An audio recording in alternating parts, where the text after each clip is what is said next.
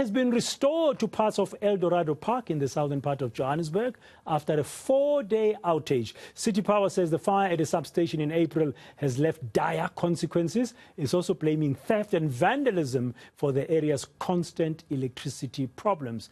My colleague, that's reporter Nqobile Madlala, who was on the ground following this story, but she's back now in the studio with us. Good afternoon, Nqobile. Welcome to Today. Thank you very much for your time. Now, the people of Eldorado Park, they've really had enough. I mean, about this power problems, and I think they're planning some action. Are they threatening to protest? What's going to happen?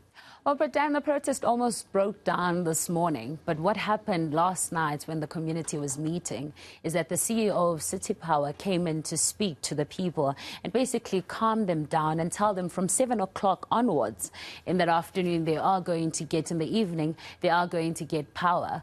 But of course, some of them got some power and some didn't get power. So most of them, they're not unhappy. They're saying there's a lot of people that needs power. But then you know, most of these communities are close to mine dumps, and there are health issues and implications that they have gotten over time and inherited. So some of the people are in oxygen, and they need oxygen and they need power. So they're talking about things like that. But more than that, Bradan, it's the crime that escalates in the dark. They're talking about the fact that there's shootings that's happening on the road. There's people that are scared. There's elderly that can't be helped at that time. So at this time, they're saying that if there are certain extensions or certain parts of Eldorado Park that don't have power, then they'll be forced to go on the ground and take that action themselves because they've had enough. I mean, but then this case starts as far back as when the beginning of COVID, they say. They say ever since that time, they've had power outages that continues over time, with the longest being in April, which was about 9 days. And now you have issues that went on for about 4 days. But we can listen into some of the people as they speak to us about the issues they face. Yes, so currently there is a lot of shooting taking place here. We don't know, is it gangsterism, is it a drugs issue, but whatever the issue is, they have to prioritize Extension 4 and Extension 2. Because, is it last week, 6 people were shot, 1 died. And these are youngsters between the ages of 19 and 22. When the lights went off on Wednesday, Thursday, a body was found in Extension 2 burnt. So it's obviously a high risk. They have to prioritize Extension 2 and Extension 4. We are so afraid to walk in the streets now because they shoot randomly. When is a stray bullet going to hit you? The flats there, stray bullets went through the flats there. So wowie. SAPS is just there for payment. Sheesh, SAPS is just there for payment. I mean, you can just feel the sense of, like, you know, police are not going to help us. But go back to electricity issue, that fire, that substation catching fire in April, making things worse, which have been building up during the lockdowns of COVID-19. What is the City Power saying today? What are they saying about the situation? Well, but then twice in 1 year. That's how many times that substation has blown up. That I did ask, of course, the City Power to say, isn't the fault maybe on their side now?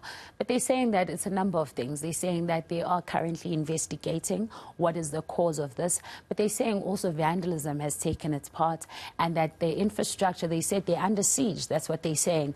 But at this point, what you're hearing from City Power is that they're also trying to work with the community. Now, you remember in most of the cases, when you go to the community, you keep hearing the police also saying that there's a community intelligence that also needs to be at play. And it seems they are taking the same approach at this point. They're saying that they are going to involve CPF, they are going to involve the community. And that's why the CEO was on the ground yesterday speaking to the people and just sort of...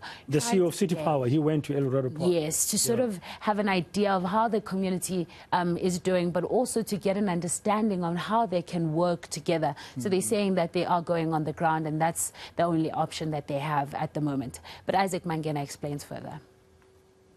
We've had issues in Eldorado Park for the past few months now, especially since the fire in April, whereby our network has not been stable.